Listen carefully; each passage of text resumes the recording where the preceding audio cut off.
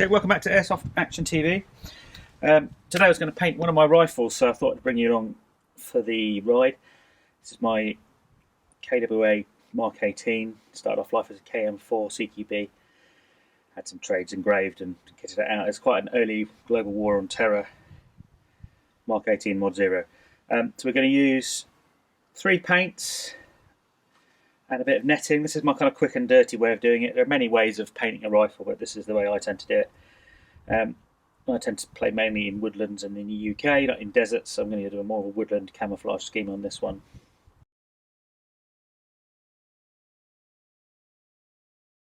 So we're using Krylon camouflage, quite easily available. Again, there's a bit of laundry net, which I use just to create a bit of extra texture. And my rifle, so I've taped up, most of this is fairly sealed anyway. I've got the dust cover closed. You can strip a rifle right down. I'm not too fussed on this one. So I've got the dust cover closed and some tape behind the dust cover. I've got a magazine in the magazine well. This is a very old Star 30 round mag. I don't mind kind of sacrificing. I've got some tape over the back of my red dot, and on the front of my light, the cover on the front of the red dot is closed to cover up. So you want to cover up any glass optics or tape them over. If you're not going to put a magazine in the mag well, you would want to basically fill that up as well so nothing gets in. And you'd really normally want to fill the barrel, but because I've got a suppressor on, I'm not going to worry about it too much. But no, you also want to tape over the end of the barrel, put some tape in the muzzle to stop paint getting into the... You especially don't want to get paint into the guts of the gun. When you're painting, you want a nice day, not too humid. If it's too humid, the paint won't dry properly. If it's too cold, the paint won't dry properly. If it's too hot, the paint will dry before it hits the gun and you get a really dusty cover. So read the instructions carefully and it will tell you generally how long you need to mix them for. So this needs to be shaken for 2 minutes, repeated intermittently during use. The can needs to be held 8 to 10 inches from the surface, and you do thin coats and wait 30 seconds. Don't try and do it all at once, just get dusting on the first couple of times, and just build the coats up slowly. Okay, so I won't bore you with 2 minutes, but I'm going to do some can shaking, and we're going to do a base coat of this dark brown. I tend to work from the darkest to the lightest. I've also set my stock. I normally run it further in than this, but that means there'll be no ugly lie. If you set your stock all the way in and then put it out, you'll end up with a black line. So I'm going to pull my stock out further than I would normally use it. Okay, nice day, nice temperature, not too humid. I've also got some cardboard down to make sure I don't paint our patio. The office manager would be a bit cross, i.e. my partner.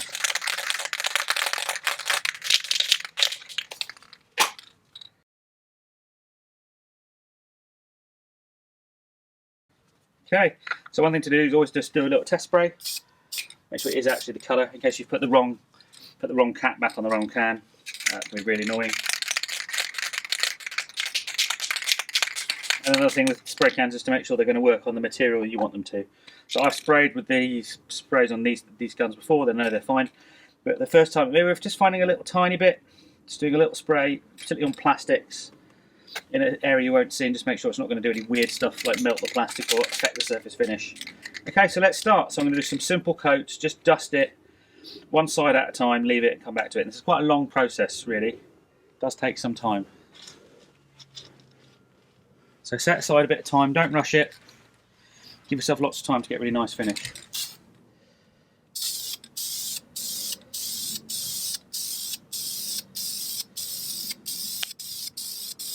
It's a nice thin coat to start off with.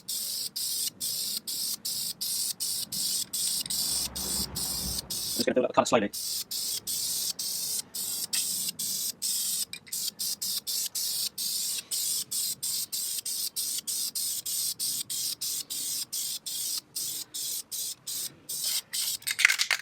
No, change your angle, get it from the other side. I'm not going to worry about hitting every single little bit. I like quite a rough coat on my guns. I don't really want it absolutely perfect. And also, one thing I have done is I haven't done any real cleaning up of the surfaces before I started. What you can do is clean all the surfaces, make sure there's no oil on them using a degreaser. I don't tend to do that because actually I want the paint to wear off. I think it looks really cool.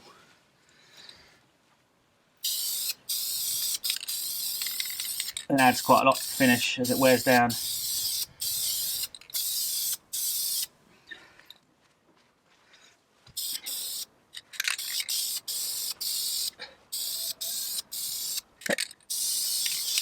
And we'll just leave that to dry for 10 minutes, turn it over, and I'll do the other side.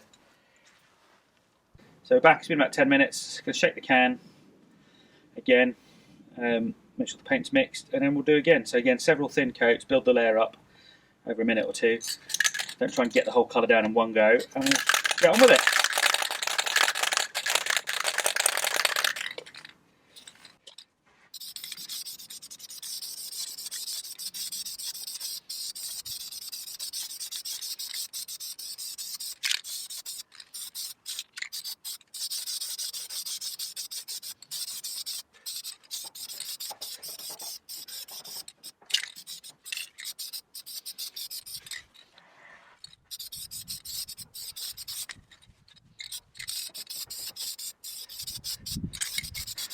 That can's pretty much done.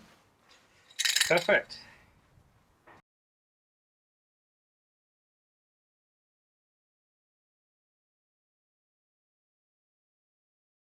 The next thing we're going to do is some stripes, some contrasting colours, using a darker green, and I'm going to use a lighter green. Again, a little test spray, make sure you picked up the right colour.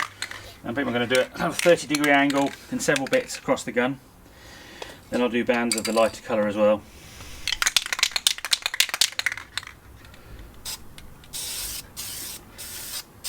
Again, you can build it up.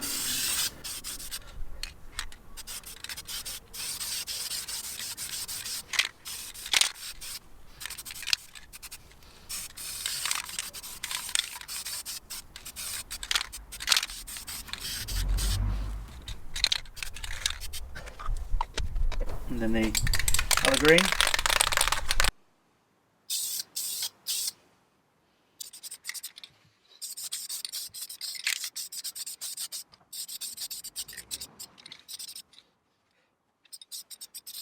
So it can seem a bit lurid. One of the things we're going to do is go back over using the cloth and add a bit of texture in. So we'll let these other colours dry.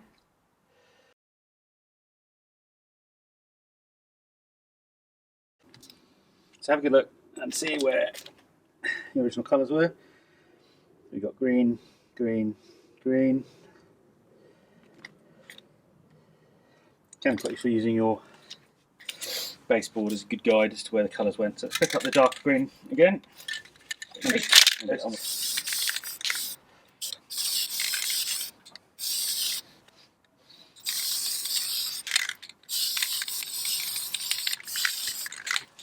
got green there.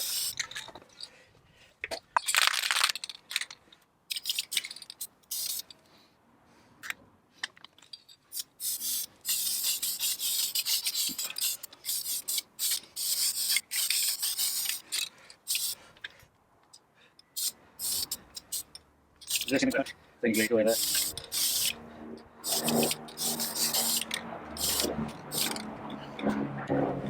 Okay, we'll let that dry.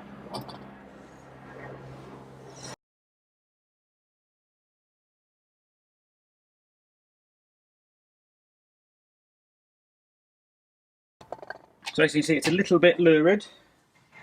What I'm going to do is knock back some of the colours by oversprays of other ones using my laundry net. So if I put this over here, I know that underneath here, this is the light green area, this is the dark, this is the brown. Probably do a light overspray of the brown. If there's any left in it.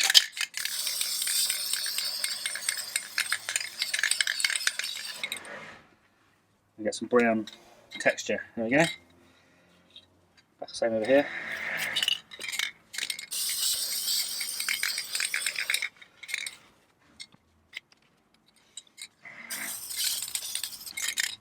Going to do a few little patches of that.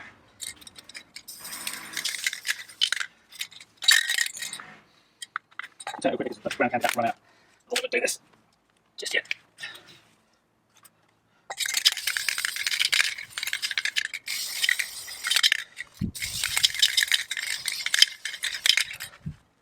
Again, get texture on. Last bit over here.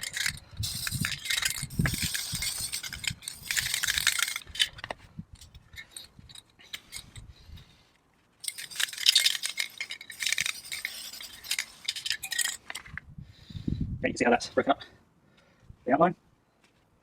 A few little blasts of, again, contrast colours. This is a light green. Put that over the dark green area. Quite a diffuse one from quite far away.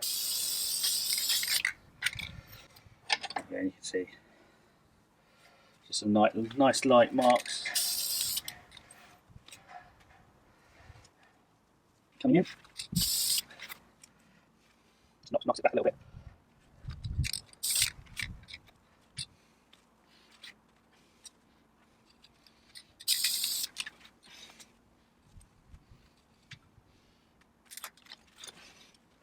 Same again on this side. Very light dusting, don't want it too dark.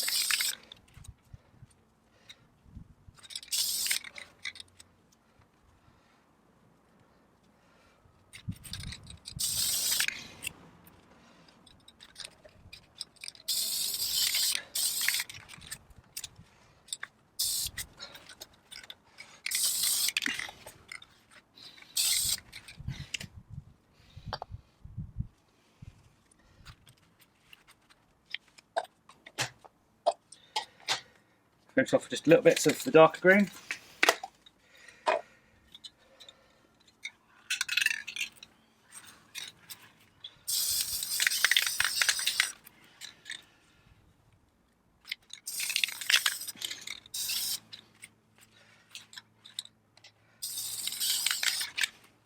And start blend things in a little bit.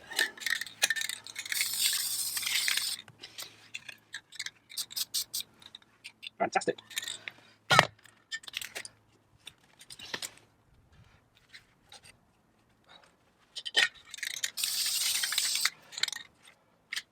Okay.